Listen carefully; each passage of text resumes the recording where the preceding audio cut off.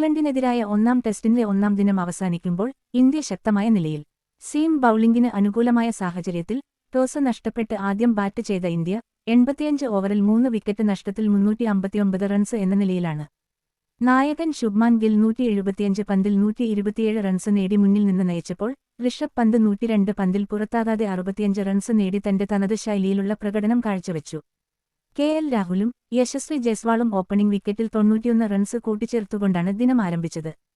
രാഹുൽ 42 റൺസിന് ബ്രൈഡൻ കാസിന് പുറത്തായി.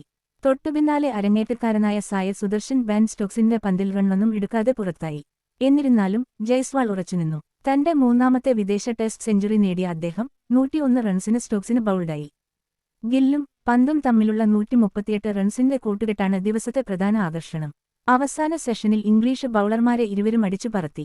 ഗിൽ മികച്ച ക്ലാസ്സോടെയും കൃത്യയോടെയും കളിച്ചു, റിസ്ക് എടുക്കാതെ കളിക്കുകയും മോശം പന്തുകളെ ശിക്ഷിക്കുകയും ചെയ്തു.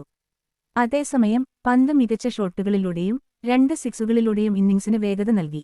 കരുൺ നായർ, ജഡേജ, ഷാർദുൽ താക്കൂർ എന്നിവർക്ക് ഇനിയും ബാറ്റ് ചെയ്യാനുള്ളതിനാൽ രണ്ടാം ദിനം ഇന്ത്യ കൂറ്റൻ ഒന്നാം ഇന്നിംഗ്സ് സ്കോർ നേടാൻ ലക്ഷ്യമിടും.